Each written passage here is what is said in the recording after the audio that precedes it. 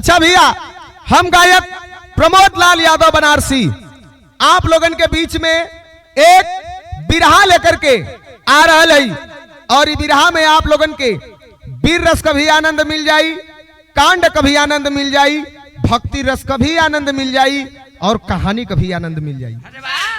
अच्छा लगे तो लाइक करें, कमेंट करें, शेयर करें और चैनल के सब्सक्राइब करें। सौजन्य से हमारे बड़े भैया Raju Ranjan Pal ji, lovely recording studio Jaunpur, हमारे दीपक यादव भैया के देखरेख में और बड़ा सहयोग, बड़ा प्यार मिलेला हमारे आदरणीय गोपपुर के धरती से बबलू प्रजापति चाचा जी। आपका इच्छा रहल कि ई बिरहा जरूर रिकॉर्डिंग करावा। कबीर चौरा से हमारे अजय यादव भैया, भुजहुआ से हमारे स्वर्गीय गुरु राम खिलावन पुजारी गुरु जी का सुपुत्र हमारे आनंद यादव प्रधान जी। आप लोगन का बड़ा मन रहल, आप लोगन के विशेष मांग, विशेष आग्रह पे ई बिरहा आप लोगन के बीच में जात बा। एके आप लोगन सुनिहन और अपन आशीर्वाद दिहन। हमें गुरु घराने का प्रसाद मिलल है। जिया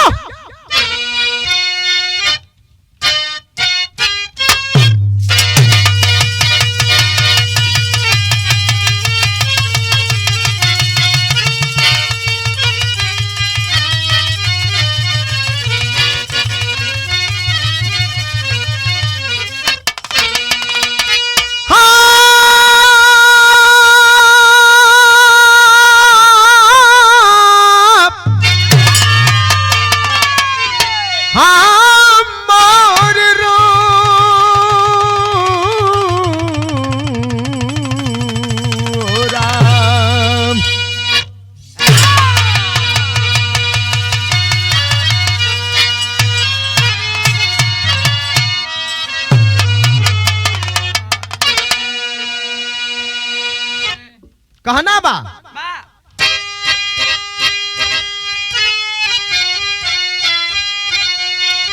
अरे तो कभी जाम बनकर छलकती जवानी, अरे कभी फूल बन मुस्कुराती जवानी, अरे कभी बन के सोला धधकती है ज्वाला, कभी जोग साधना सिखाती जवानी। सहदेव यादव नगर ग्वालियर के जो 22 बरस के पहलवान बारी, अरे चंदा सी चंदा दुल्हन घर पे लाए, कराए गवन रूप रानी सी प्यारी।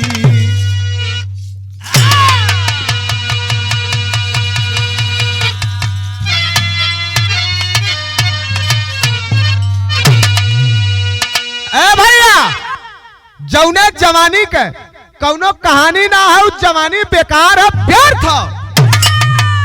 इस जवानी कबो देश के काम आवेले, इस जवानी कभी जाम बन के छलकेले, इस जवानी कभी फूल बन के मुस्कुराले, तो यही जवानी कभी सोला बन करके धधकती है और यही जवानी कभी साधना भी सिखाती है।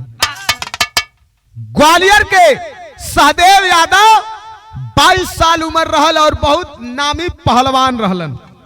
उनकर बियाह भयल कैसे? चंदा नाम की एक लड़की से शादी भयल। तो हाँ, तो नाव चंदा रहे तो भगवान सच्चो में ओके चंदा नियर बनौलहू रहलन। बहुत ही खूबसूरत शादी करके गौना करा के घरे पे लिए अलन। एक लाइन गीत है, कवन?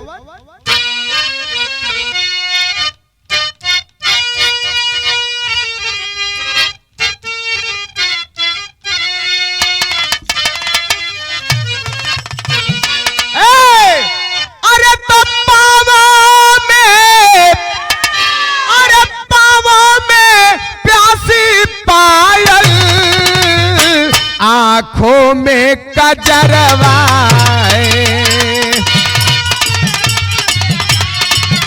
आंखों में या भैया मिजाज में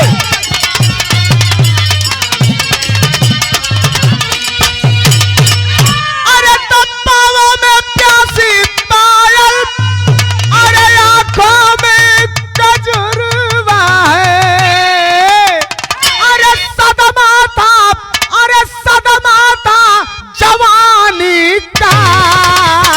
मदहोशी अचरवा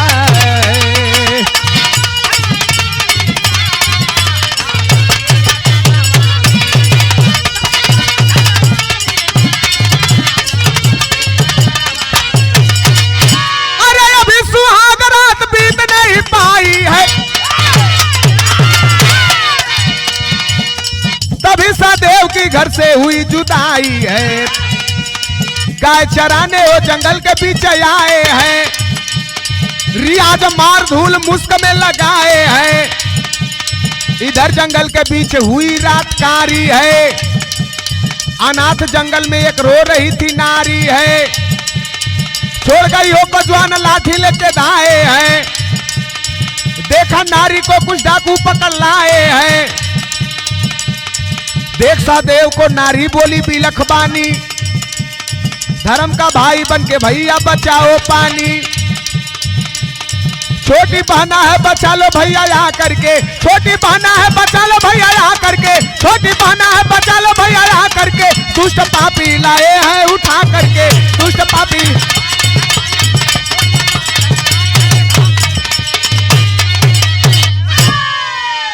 अरे भैया गौना कराए के मेहरारू घरे लिए ना, घरे में छोड़ के लेके गैया निकल गईलन जंगल में चरावे के लिए। और जब गैया लेके जंगल में चरावे लगलन, वो हर गैया चरत ह, हर पहलवान आदमी लगल जंगल में डर बैठ की मारे, लगल रियाज मारे। धरती माई का मट्टी उठाए के अपने मुसुक पे लगाए के माथे पे लगा के कहले कि जय हो माई, ऐसा बनौले रहा। अब मार के रियाज वही जंगल में लेटलन, आराम कैलन। धीरे धीरे शाम भयल, गैया लेके जब वापस होए लगलन तो तनी देर हो गई। जब देर हो गई तो कुछ अंधियार घेर लेहलस, अंधेरा होए लगल हो। कुछ दूर आगे जब गईलन तो कहीं से रोवे चिल्लाए का आवाज आयल। अकन के सुनलन तो ई कौनो मेहरारू रोवत ह, चिल्लात ह। डंडा लेके दौड़ पड़लन वही दिशा में जिधर से आवाज आवत रहल। तो जब पास में जाके देखल तो वहां का रहा, एक लाचार औरत है और 4-5 ठे डाकू ओके पकड़ के जबरदस्ती लेके जात हवन और रोवत है। जब सहदेव पहलवान के नारी देखलस तो बिलख के कहलस कि भैया, ए भैया, हई हमके दुष्ट पापी उठा के लेके आल होन, हमार जान बचाला भैया, हमरे इज्जत आबरू का रक्षा करा। गुहार लगौलस। कैसे गुहार लगौलस? तर्ज है,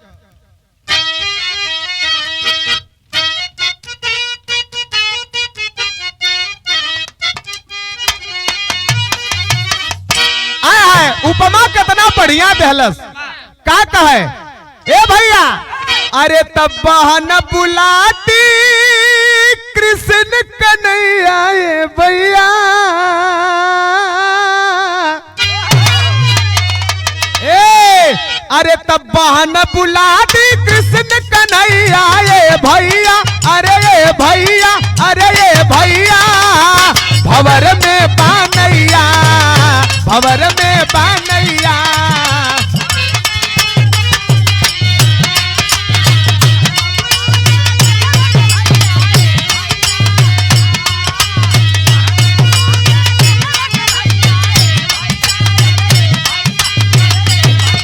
जिया भवर में बानैया।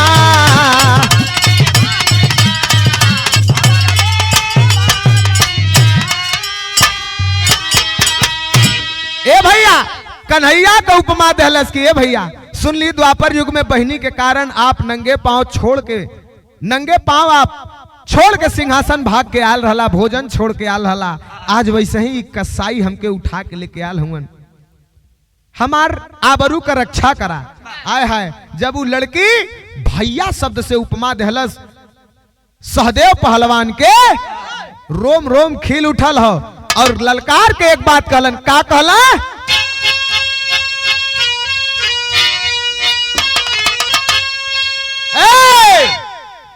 कहना अरे तब बहन के रुदनवा सुन के,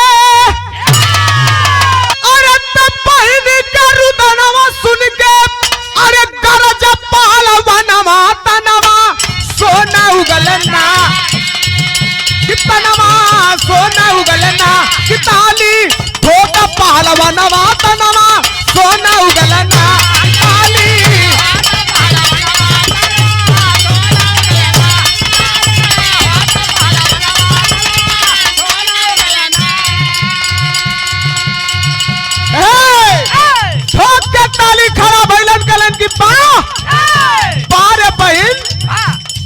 धन्य हो विधाता जे करे पीठ पर बहिनिया।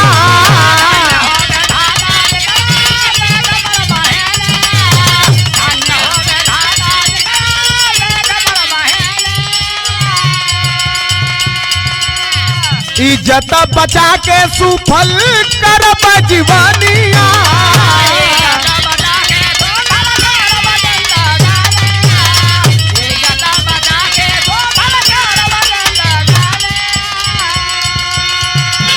अरे तत्ता कुरान जाना, अरे कुरान जाना घायल हो गई ना जमानवा तनवा सोना उगलना कितनवा सोना उगलना कि अपने बहनी के करनवा तनवा सोना उगलना।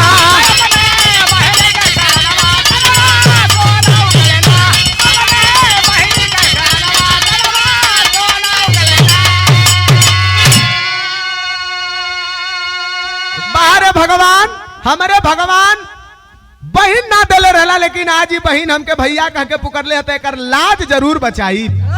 लेके लाठी लगल लड़े, जब लड़े लगल तो जौन 4-5 ठे रहल 2-5 मिनट बीतत बीतत कुला गई 20-25 मिला।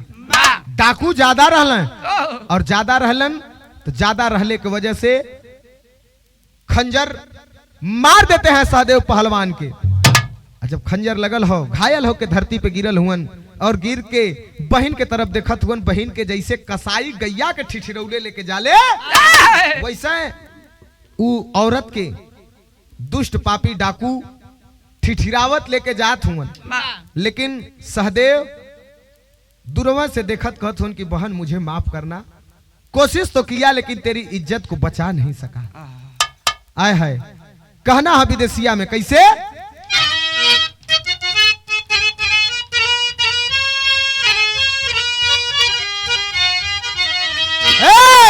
अरे तगिरला जमीनिया पर अरे सहदेव पहलवानवा हो, अरे बहनी रवली बिलखाई हूँ पीरनवा।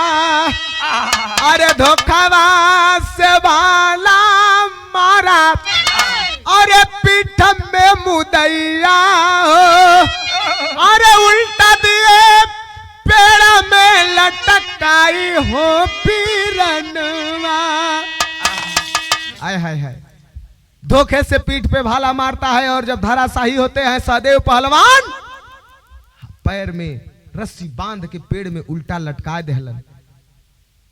रोवत हो बहिन लेकिन खिसिरावत लेके चल देहलन। वही वन में गैया के साथे साथे चिड़ई रोवत है, पत्ता पत्ता रोवत है। जब जाए लगलन तो किसी तरह हाथ छोड़ाई के बहनिया भाग के आइल हो, सहदेव पहलवान के पकड़ के झकझोर के उठावत है कि भैया उठा, ऐसा मत करा भैया। यही अपने अचरा के फाड़ के कलाई में राखी बांध के एक बात कहलस रो के। का कहलस,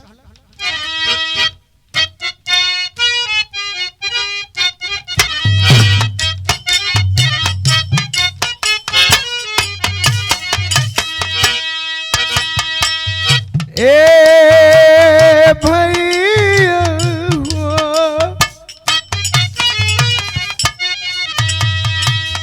अखिया के खोला बिरना मुहवा से बोला हो, अखिया के खोला बिरना मुहवा से बोला हो, रोवा पाइनिया तो हर वो जो कि पाइनिया के जाई जतिया हो, जो कि पाइनिया के जाई जतिया हो साई सन सारी हो।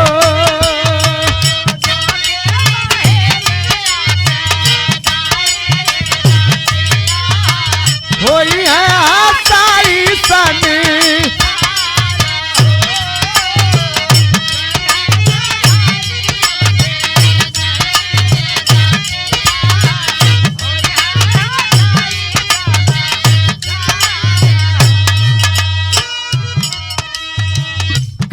कैसे मनाई अपन भौजी जियरवा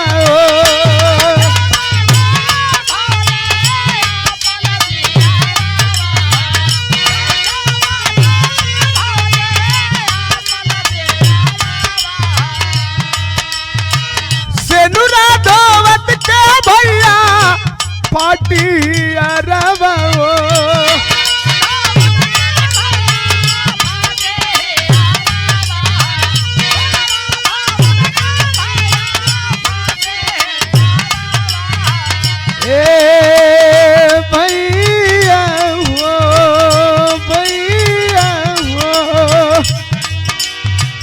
बहनी तोहार याद जलवा में फंसी गईली बहनी तोहार याद जलवा में फंसी गईली टूटल सनैया के डोर हो।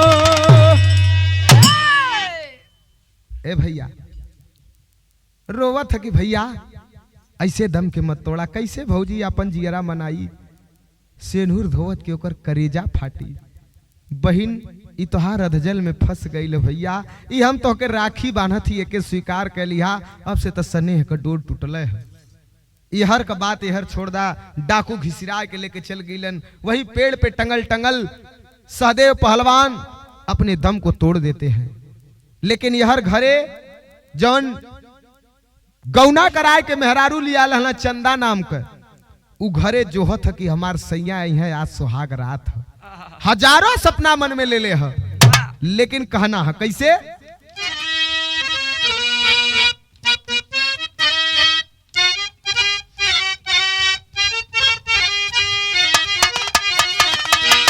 अरे कजरवा देख के तरस दुलही अरे कजरवा देख के तरस हो कजरवा देख के तरस दुलही हाथ में हदी तरस मांगी में सिंदूरवा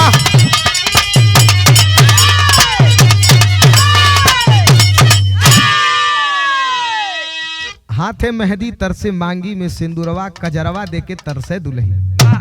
यहाँ पर देखा कवि जी अब ओकर बिरह लिखत हुआ लेकिन कैसे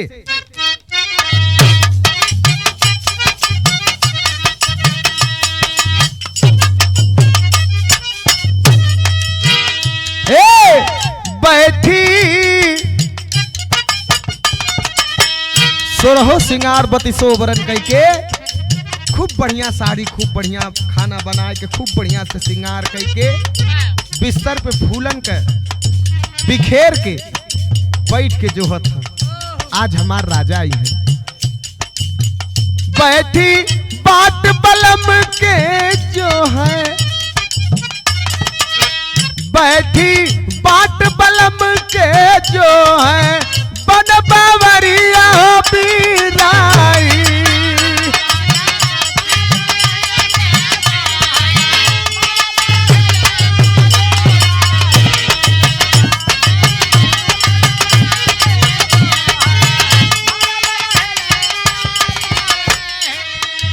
हाय हाय हाय कभी जी कुल लिख देले हुआ कुछो छोड़ले ना हुआ सब लिख देले हुआ समझे वाले भैया समझिया एक तो याद बलम के आवे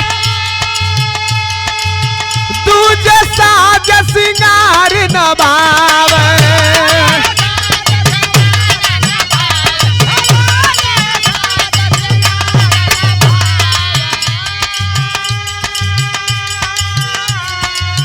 तीसरे अचरा पवन उड़ावे चौथे में गजिया ललचावे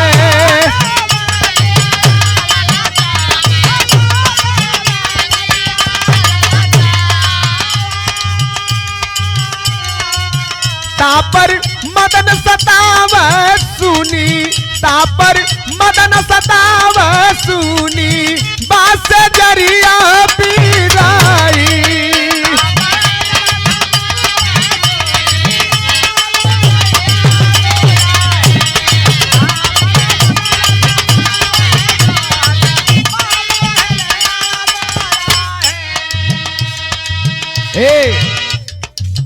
बदरी आंसू मेरे ले जाओ, जहां प्रीत मुँह बरसाओ, मेरी विरह व्यथा बतलाओ, हे घन श्याम श्याम तू आओ।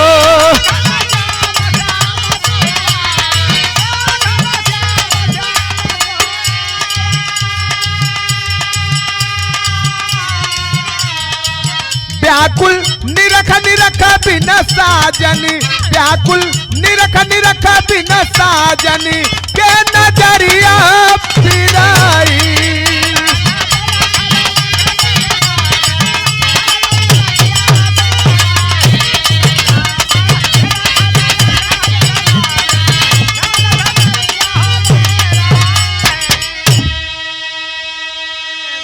व्याकुल निरख निरख बिन साजन, के सजरिया हो भी रही।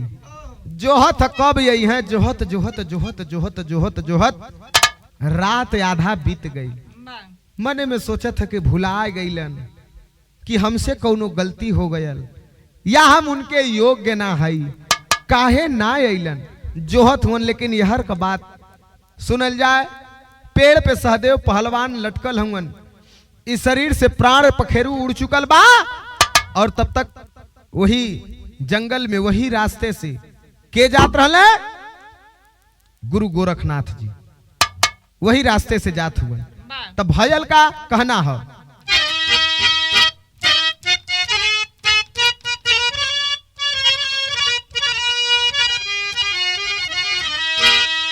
आया है होता क्या है।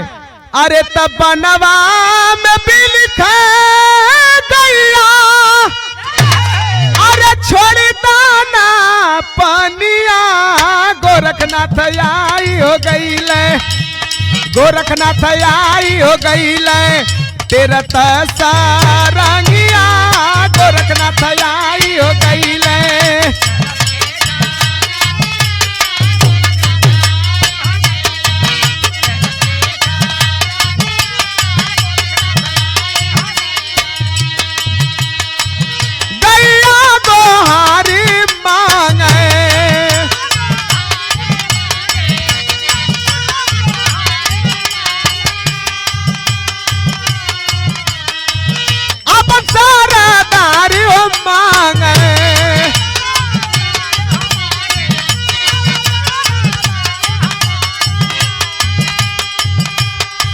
हाय गुरु गोरखनाथ जी का आगमन हो गया। जाए के वही लसिया के लगवा खड़ा भइल, त्रिकालदर्शी रहलन। सारी कहानी सारी माजरा के समझ गिलन। वही जंगलवा में जितना गैया चरावे लेके गलन सहदेव पहलवान, एको घरे ना गईली, कुल वैजे रहले। जब गुरु गोरखनाथ जी अइलन तो जाए के आंसू गिराए के बाबा का अलंग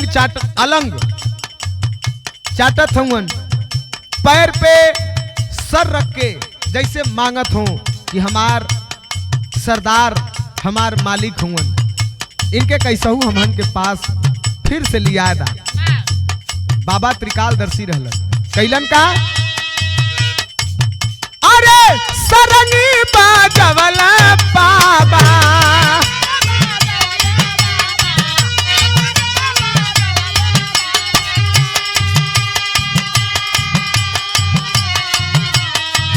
सबरन पानवला बाबा,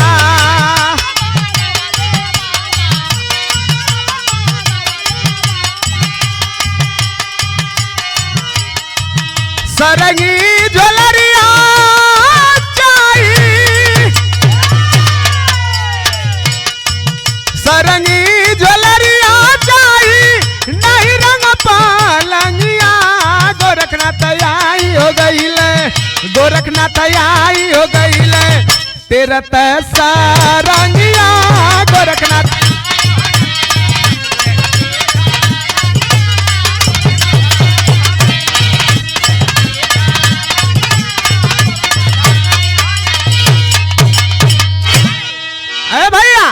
बाबा अपन सरंगी बजौलन, जब सरंगी बजौलन तो गुरु गोरखनाथ के कृपा से सहदेव पहलवान पुनः जीवित हो गईलन। जब पुनः जीवित भइलन तो बाबा के चरण पकड़ के रोवे लगलन।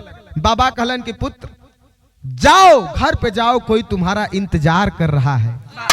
सरंगी झोलरिया चाही नाही रंग पलंगिया।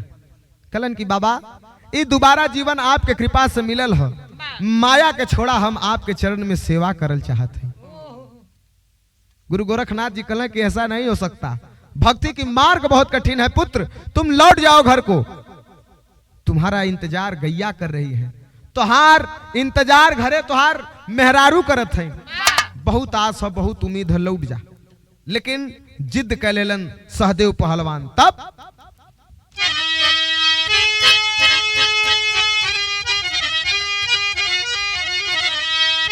अरे तब पहलवान का जोग रमाई पीछे बनवा में, अरे पहलवान का जोग रमाई पीछे बनवा में, अरे हाजिर बाट सेवा में बदनवा पीछे बनवा में।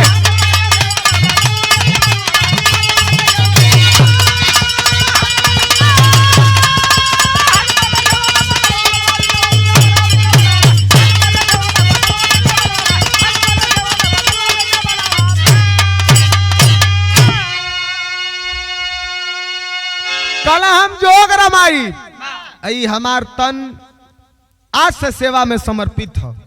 ना मानव लाख समझावत हुन गुरु गोरखनाथ, लेकिन ना मानत हुन। तब अरे लाख समझावा बाबा लेकिन मान नहीं बतिया हो, अरे लाख समझावा बाबा लेकिन मान नहीं बतिया हो, अरे मन बना ही भिक्षा लादा दे जो अवरतिया हो।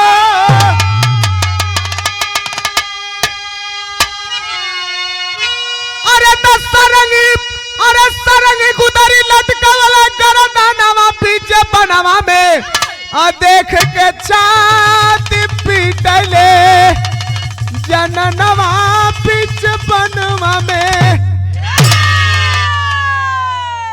ए भैया बाबा लाख मनौलन लेकिन ना मनलन। जब ना मनलन तो गुरु गोरखनाथ जी के साथे में चल पड़लन और जाके बाबा का सेवा करे लगलन। समय बीतत है। एक दिन बाबा जी कहलन कि ए बेटा आज तोहार परीक्षा का वक्त हो। कहला कैसे? कहला एक काम करा, चल जा अपने घरे, अगर तोहार औरत तोहके भिक्षा दे देही तब तोहार भक्ति सफल है, अगर ना देही तो अधूरा है। वही सरंगी गुदरी लटकाए के पहुंच गईलन अपने घर पे। और जब घरे पहुंचलन है तो उनकर मेहरारू चंदा अपने पति सहदेव के अपने आंख से देखत हो, जोगिया कपड़ा पहनले, सरंगी लटकौले, सरंगी बजावत गावत टेरत आवत हुन। छाती पीट पीट के लगल रोवे कि आय हाय हाय ई का हो गयल। सोहाग रात के दिन हम इनके जोहत रली, आज ही दिखातो हुन, ई जोगी रूप में दिखात हुन। रोवत कैसे?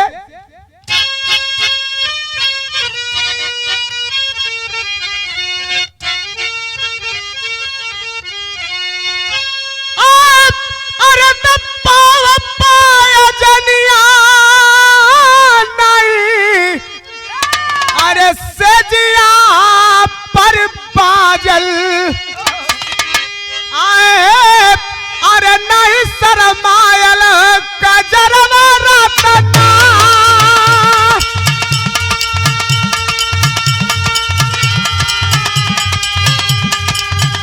अरे हथवा का मेहदी धूमिल नहीं भईनी,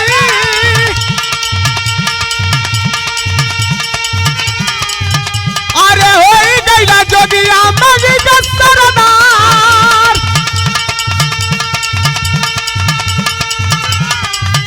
अरे जोगवा के जोगे नहीं पिया के उमरिया,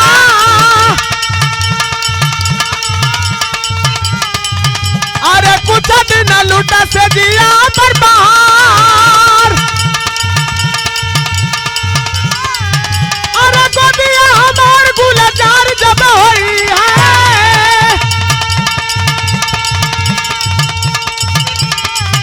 अरे होई जाया जोगिया सजनवा हमार। अरे बोले सहदेव यादव मधुरी बचनिया,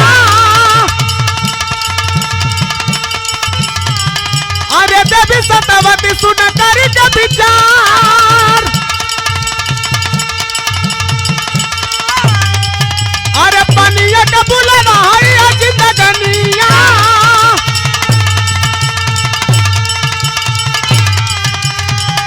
अरे सुना मोरी बात सब नाता का विचार। अरे बचावा बोलाई मोर भरत खपरावा। अरे बोली तो बदुलही होई के लाचार।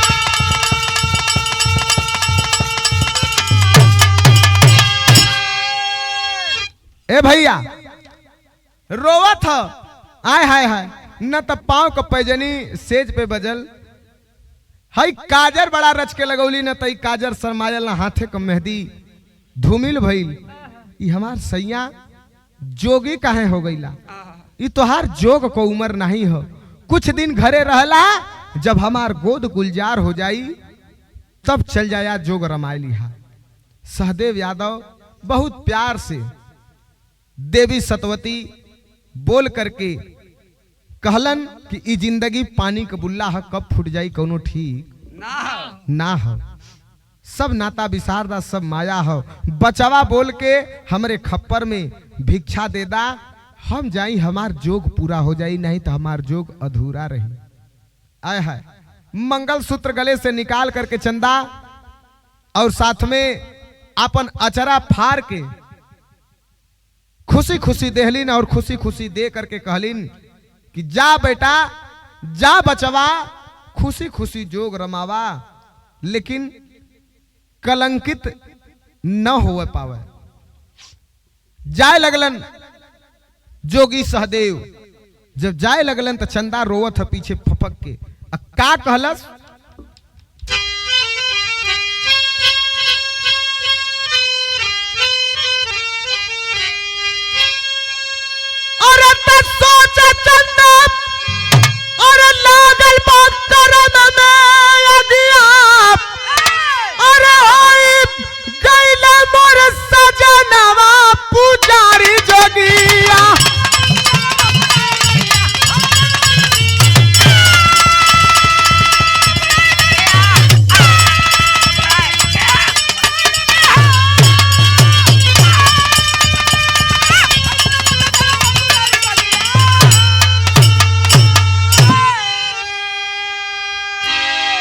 सोचा चंदा लागल बा करम में अगिया, होई गईला मोर सजनवा पुजारी जोगिया। का कहे हुए जवानी में जोगी जीवन के मोर खवैया।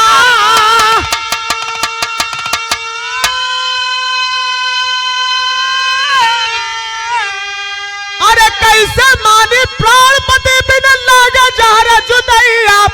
सैया हो गईला सपनवा पुजूर जोगिया। हुए जवानी में जोगी रोवत हमरे जीवन का खेवैया जवनिया में जोगी हो गई।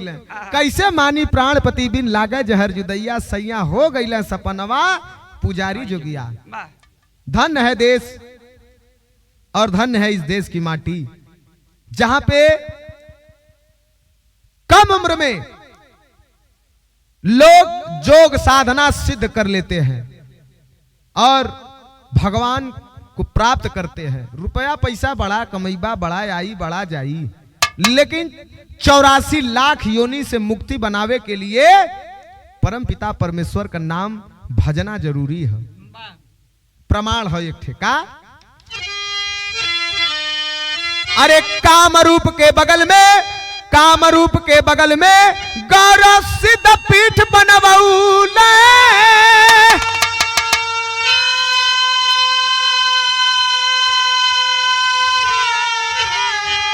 अरे गैला जावा जोगी सहदेव, अरे सिद्धनाथ बन पूजौले।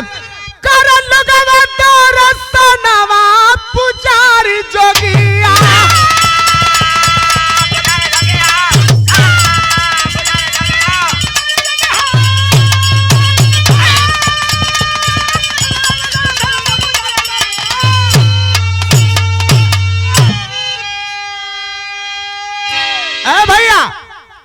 अपनी पत्नी चंदा से भिक्षा लेकर के आते हैं और कामरूप के बगल में एक पीठ बनल, जो पीठ का नाम रहल गोरख सिद्ध पीठ, जहां पर आते हैं जोगी सहदेव सिद्धनाथ बन करके वहां पर उनका दर्शन होता है और पूजा होता है। तो ये है हमारे देश की भूमि, ये है हमारा भव्य भारत, अखंड भारत। इसीलिए हमारे देश को विश्व गुरु की उपाधि मिली है। इस देश में वीर भी हुए हैं, इस देश में ऋषि मुनि तपस्वी भी हुए हैं। कहना हो का